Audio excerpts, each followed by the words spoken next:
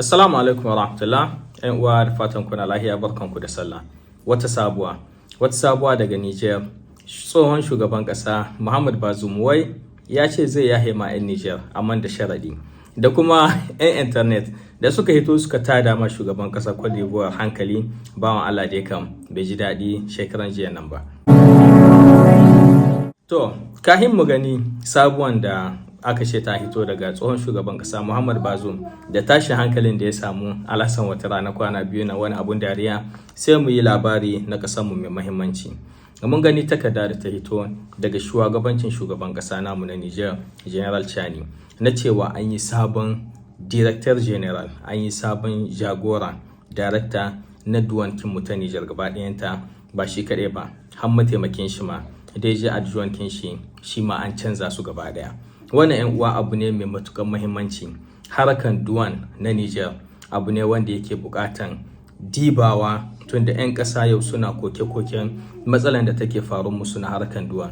'Yan Niger suka ce duka kasuwanci ba mu da tashin hankali ko daga ina muka kawo kaya, ba ce lokacin da kayan mu suka isa Niger ba da cin mutunci da duwan take. Da fatan wannan zan mu gani canji kuma zan mu ga alheri ne, muna yi musu fatan alheri. Banda su an yi kuma sabon ho commandant na Gendarmerie National.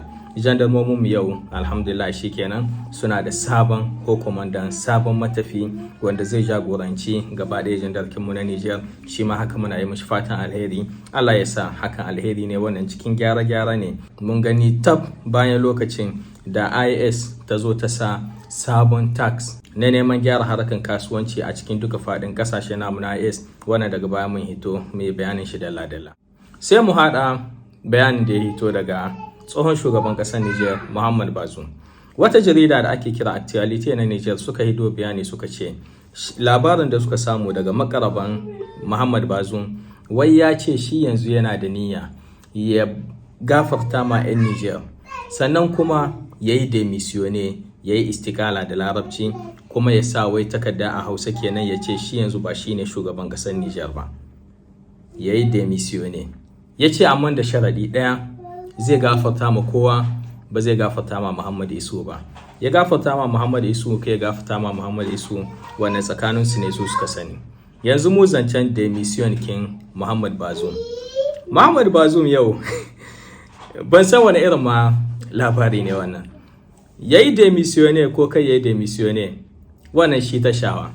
'Yan Niger sun wuce wata 20 da aka sabke Muhammad Bazoum, kuma cikinsu mun yi wata 10 cikin ambargo na ƙasa. Cikin sababin ƙin demission kin Muhammad Bazoum ya sa hase da yawo suka yi mana barazanar za su kawo mana yaƙi a cikin ƙasa. Bazoum ya yi demisione yanzu, kai ya yi demisione, wannan ba shi da amfani. Niger tun ranar 26 ga watan Mars, yanzu kenan kusan sati, muna da sabon shugaban ƙasa. Duniya tuga ta gani, an rantsar da shi. Yanzu Niger batta bukatan Bazoum ya yi demisione ko kai ya demisione. Ban san su kansu gidan jaridan nan wani irin ɓata lokaci ne wannan da suka ɗauko ma mutane. Bazoum da yana son ƙasa, lokacin da ake kawo mana yaƙi da lokacin da aka sa mana ambargo, kamar yadda muka ga Tanja Mamadu ya yi, sai shi ma ya rubuta takarda ya ce ya yi demisione, ya rubuta takarda ya aika ma sai da yawo ya ce wannan abin da suke so su kawo ma ƙasashe na ɓaci kar su yi. In yana so har yana iya bidiyo ya ce shi ƙasashe ta hi komi, ya yi demisione. Da Bazoum yana son ƙasar Niger, da bai ɗauki wayan shi ya kira ba shugabanni na ƙasashen waje ya ce a kawo ma ƙasashe yaƙi, ya ce a cire ma ƙasashe Niger wuta.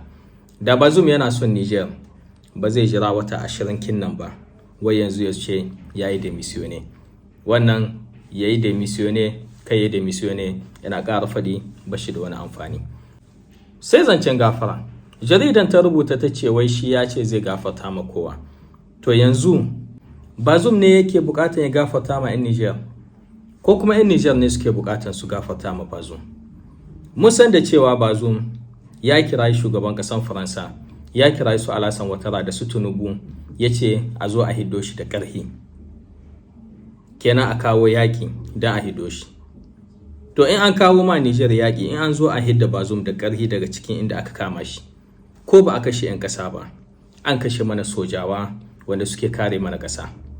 To wannan laifi ne babba. Bazoum da ya ce a cire man Niger wuta, akwai 'yan uwanmu 'yan Niger wanda suka mutu a sanadiyan babu wuta a wasu likitoci. Shi ne yake bukatar ya gafarta ma 'yan Niger ko kuma neman afuwa zai ce ya ce yana yi ma 'yan Niger? Wannan wasu abubuwa ne da suke faruwa wanda sai ka rasa 'yan siyasan nan. In dai da gaske ne labarin nan ya hito daga shi Bazoum, to gaskiya dai kam za mu ce wani abu ya taɓa hankalin Bazoum, mu dai yanzu ƙasar mu muke.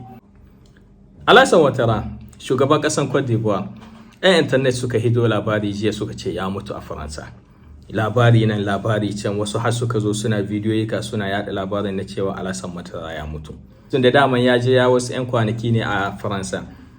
Kai tsaye sai muka ga ya hito a Abidjan, an ɗauki hotuna kuma an yada. Alassane Ouattara ya ce shi da ran shi bai mutu ba.